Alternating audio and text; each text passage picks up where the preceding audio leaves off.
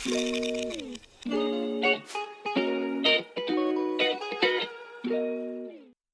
up, YouTube? Coming at you this week, we're going to talk about our real estate investing disaster. Yeah.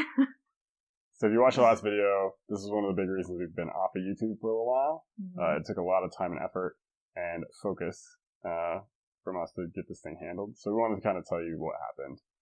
So to jump right in, where I think it was like 2013, 14-ish, probably 14. Yeah. We kind of found the FIRE movement and started looking at how we could retire early. And real estate was one of those things that kind of popped onto my radar as an alternative investment strategy that a lot of people would use to make, really good money, as opposed to just investing in the stock market. So I thought, okay, maybe we'll do a little bit of both of these strategies. So I started reading Bigger Pockets and educating myself a lot and looking for investment deals. So I'd struggled to find something that really penciled out. Things were a little bit expensive compared to what I rented for. We were really looking for long-term rentals as opposed to just fix and flips. As part of that, I'd been, emailing and just chasing down leads. So this particular house was one that was listed on the MLS. I emailed the guy who owned it, or rather the listing agent directly, and tried to negotiate with him to buy it. Ended up just connecting with the guy who owned it directly. And we couldn't come to terms on a price, but the guy had just been sitting on it for a while. So somehow the topic came up of partnering on the deal. He had other things going on, but I could put up some of the money to help him get over the hump to get this thing fixed up and sold and make a little bit of money on it. So the terms of it was we would lend him $60,000, and in 6 months, he would give us $75,000. So basically, we would help him to finance the renovations, and then he would either sell the house at the end of 6 months or refinance and pull our money back out so that we would have the house. Mm-hmm. One thing to note is that there was a first on the house, which was valued at $30,000. And the value of the house was... It was a little run down. Yeah. One of the reasons I was trying to negotiate with him lower, because there was definitely some work that needed to be done. Yeah. But it was probably worth I don't know, 110 maybe at that point, and we figured it'd be 140 to 150,000 fixed up. Yeah. So that got us interested. It seemed like an easy way to get into the real estate game and hopefully learn a thing or two while we were doing it. Yeah, I worked with somebody who, this guy had done some real estate investments in the past, had several, so we're all right, we'll learn some from him while we kind of get our feet wet. Unfortunately, after 6 months, we didn't get our money back. And we didn't know what we were doing, so we didn't hire a lawyer for a while. We waited, we let this guy tell us that he was going to pay us, and he kind of, jerked us around a little bit. Yeah. And I think some of it was true. He ran into some issues with permitting. Yeah. There was a garage on the house that was started by him or by someone before him, I think, to be turned into another a game room or additional living space. So he tried to continue with that and hit a bunch of roadblocks with the county. Yeah. So I think he was bumping into some trouble that was slowing him down. Yeah. I also think, as I mentioned, he had other irons in the fire, so this wasn't his number one priority. So, things kind of drug out, and we kind of allowed that to happen, too. We did. Yeah. So it wasn't until last year that we hired an attorney. Yeah, it'd been a year and a half since we... Yeah, it'd been a year and a half since we'd invested the money. And so it was a year overdue. And I don't even know what caused us to hire an attorney, but we were just kind of tired of it. Got tired of the bullshit. And we were like, this seems like our last choice. So we met with a local attorney. And that's when we realized that the deed was actually never recorded in our name. That was one of the most stressful days. Yeah, that was pretty awful. Because the lawyer pulled up the county records, and basically the escrow agent never went to the county office and recorded the deed of trust. We were in second position for us. So essentially, our money was in the middle. It was floating. Yeah. Yeah, there's no paperwork like tying it to the house. Legally. The paperwork is completed, like we signed it, got it notarized, and then left it with the escrow agent. Escrow agent never submitted it, like recorded it. So while we were in the lawyer's office, this was just for our consultation, we're on the phone with the escrow agent, and our lawyer is like yelling at the escrow agent because that's like super unethical for her never to have submitted it to county. And she said that the owner, the guy we were doing the deal with, told her not to submit it, which is sketchy AF. For sure. Thankfully, she was able to find the document signed, and we got it recorded that day. Mm-hmm. So that gave us like, okay, like at least we are like legally now. But we didn't even know that because we didn't know anything. Like, yeah, right. He's like, I should have gotten a copy of it in the mail after it was recorded, but I didn't know that. Yeah, I didn't really know how any of that logistically works. Yeah, or that I should check, or any of those things. So yeah. So that happened, and then with our lawyer, we started initiating foreclosure. So basically that is a 3-month period where he posts a notice of default, and then we can foreclose on the house after 3 months. In the meantime, the first was also in the process of foreclosure, and thank God, the first was able to foreclose before we had that deed recorded, but thank God he didn't. By God's grace, somehow he didn't foreclose. And because if he had foreclosed before we had that recorded, like our money would have been gone. Yeah. And so, by God's grace, like he didn't foreclose yet. And within about a month before we were allowed to foreclose, that's when he went through the foreclosure process. And we had debated whether or not to buy him out or to let him go through the foreclosure sale and buy it at foreclosure. We had a couple issues with a Liz pendens that we found out about that was also really stressful. Would you like to explain what that is? We learned that too. Yeah, the whole process is a little confusing, so hopefully we're explaining it in a way that makes sense. But yeah, Liz pendens was basically the owner got like a lawsuit filed against him, and it was related to the sale of the property that we had this mortgage on. Yeah. And because of that, it went against the mortgage, kind of like a lien. Yeah. So we were concerned if we let the property go to foreclosure with the guy who had the first mortgage, that any excess funds over what he's owed gets paid kind of in sequence of who has liens on the property. So we were worried that Liz pendens would get paid first, and then we would get paid whatever was left over after that, and that may not be very much money. So we made the decision to go out to California. This is when we picked up and drove out there. And we decided we would just buy it in foreclosure. Hopefully just buy it for what? The first? Yeah. Was owed, yeah. Which is only like $34,000 or something like that. And if we did that, then the Liz pendens gets wiped out.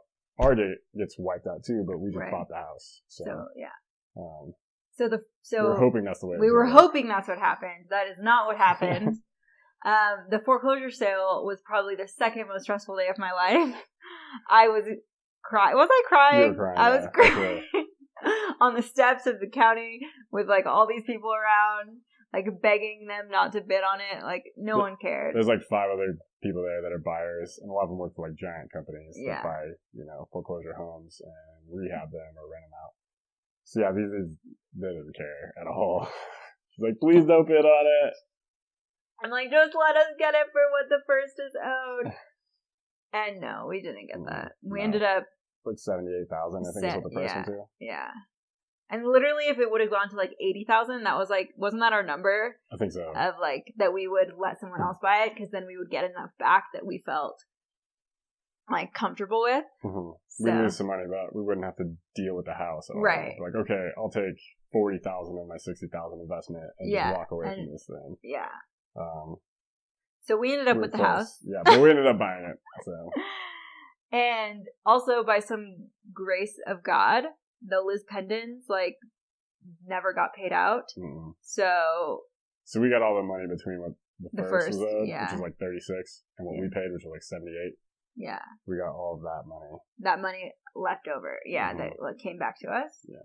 We also had to pay taxes, which were like back taxes that were like $8,000. Well, yeah, because during this year and a half or 2 years, he didn't pay any taxes. Obviously, he wasn't paying the first mortgage, so there's a bunch of interest and stuff on the first mortgage.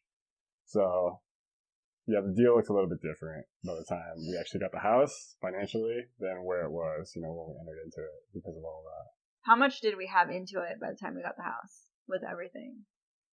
Like 92, maybe. 96. I think it was like 36,000 plus the 60 that we put plus in. And then we paid the taxes later, but that was another $8,000 in taxes for 2 years. Yeah. So we had like 104. Something like that. Yeah. And this was a house that, like, the front house was in decent shape, but the back house was like completely gutted. But the front house also had another problem because there were people living there who hadn't paid rent in 8 months. They also hadn't had power or water for 8 months. About that long. Yeah. So we were hoping that we could get them out. That was our, expectation. We're like, we'll just buy this house and kick them out, right? Yeah. It's a piece of cake. No. So if we would have gone through foreclosure process, because we bought it in a foreclosure sale, it was a 90-day eviction notice. That's the way California does it. In the case of a foreclosure. Right. Other way, if it's just they broke a lease, it's like 30 days. Yeah. But since we bought it, we had to give them 90-day notice before we could even start foreclosure, which then could take another 30 days or so. Yeah. So you're looking at like 4 months of just waiting. They didn't want to leave. Shocker. They'd been living there rent free. They weren't about to leave. Yeah. And so we didn't have a place to stay. Thankfully, Tanner and Steph let us stay with them. Shout out to you guys. You guys. For sure, they saved us. Yeah, they saved us. Because I was planning to like just move into the house. I was like, hey, I need to stay at your house for like a week. I gotta kick these people out. And I'm just gonna move in and start, doing repair work and whatnot. That didn't happen. So we couldn't kick them out. And then we didn't want to wait like 120 days, essentially, because we knew Matt had to get back to Colorado for his new job. I was job hunting during this. We hadn't picked a job yet. Yeah, you were like just about to I was flying around interviewing and whatnot. Yeah, but we knew in like the next couple months you would be starting a job. And so we didn't have 4 months to like wait before we got rid of this property. And so basically we just worked with these people. They lived in that house in the front. They ended up being really nice people and helping us out, meeting contractors and stuff, and sold the house with them in it. And the new owner had to evict them. But she knew that going into it. And yeah, so we stayed there for like about a month and a half, probably. About 6 or 7 weeks, I think is what it took. Fixing up the back unit. So basically we had to get the power back on for the front and the back house and the water back on. Those were like the two big things that we had to do. Which took a lot of time because the front house hadn't had power in probably a year. The back house needed it like completely to be rewired because it was like this old electrical system that wouldn't work anymore. And so yeah, we ended up overseeing contractors, and you put a lot of sweat equity into it. Yeah, I did a lot of work myself. The back house didn't have any windows either. Doors. Windows. Oh, shut up. So the first thing was doors and windows. Yeah, because there was also, not to mention, there was a code violation against the house. Both houses. The back house because it was like exposed, and apparently you're not allowed to have a house that looks like a gazebo. And the front house was because of that garage conversion thing that they converted to living space, and we were able to convert it back to a storage space. So yeah, garage easily enough. And got all that stuff cleared up. But we found a buyer. We put it on the market like about a month in, and we found a buyer really quick. We priced it at $120, and we ended up getting $115 for it. And then after realtors commissions, and like we ended up putting $10,000 into it. Probably, yeah. Yeah. So we lost about $5,000. Which is better than losing $20,000. Yeah. But it also took like a month and a half and a lot of stress. So. Yeah. But a lot of learning experiences and opportunities as well. Yeah.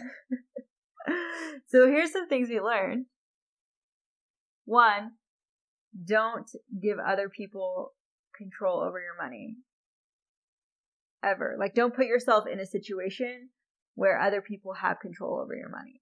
Mm-hmm. That's what we did in the first place initially. Like, we lent this money, and he had control over where the money went and when it would get paid back. And that stressed us out completely. Yeah. And we didn't like that. Some investments are kind of like that, I guess, right?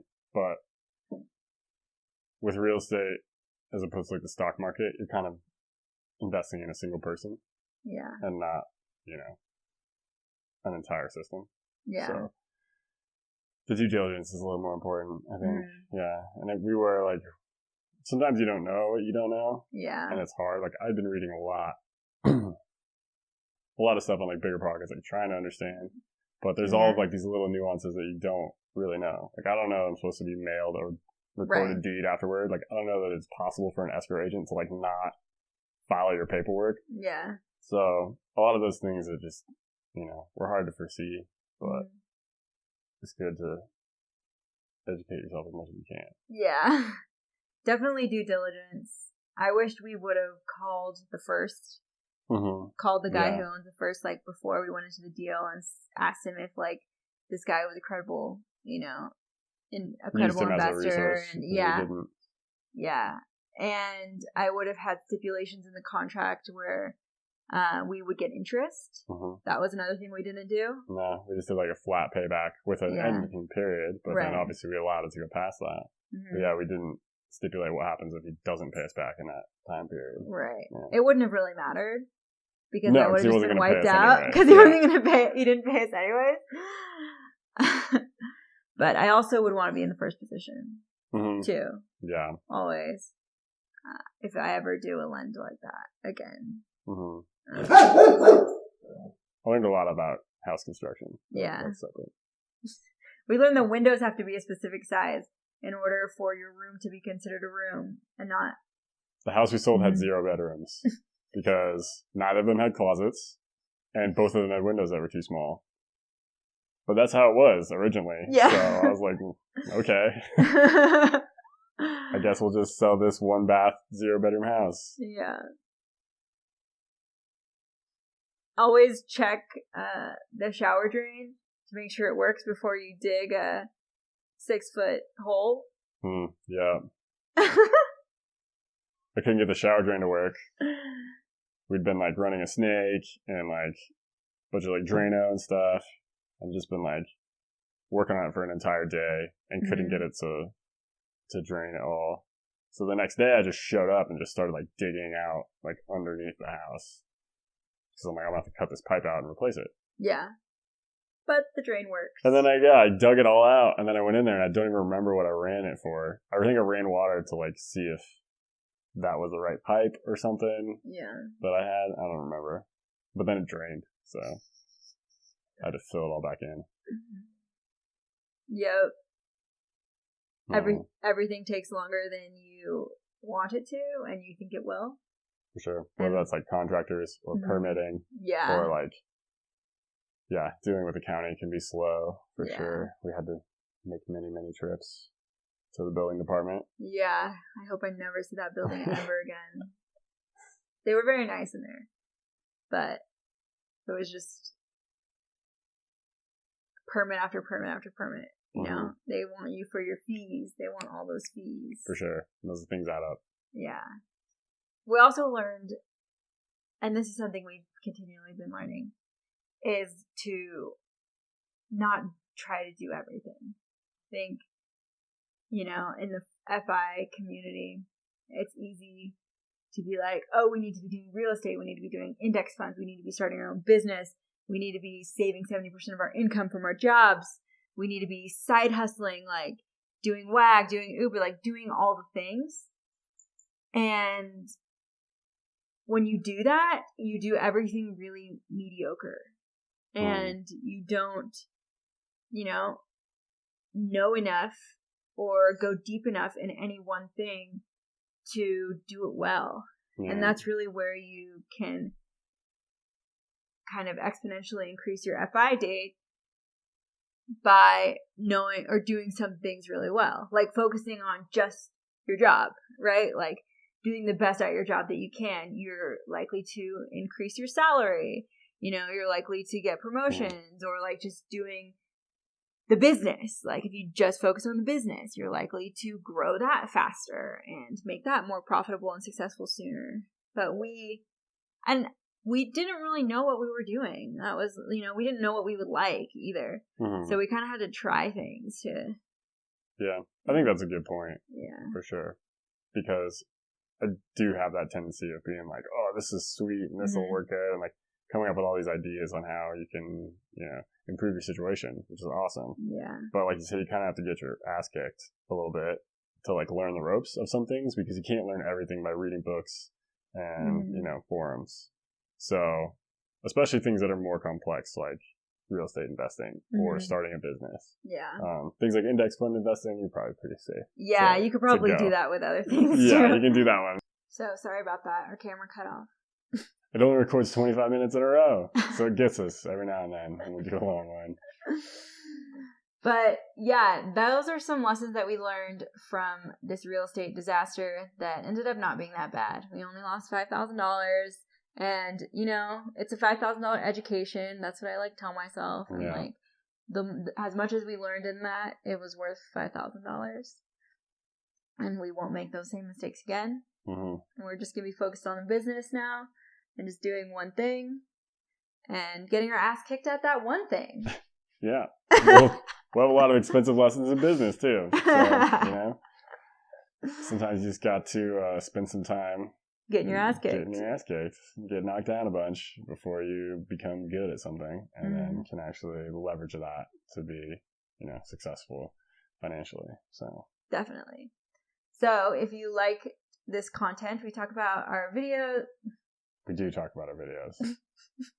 Hello. We talk about money, our businesses, I think is what she meant to say. That's what I meant to say, yeah. And travel and financial independence. Yeah.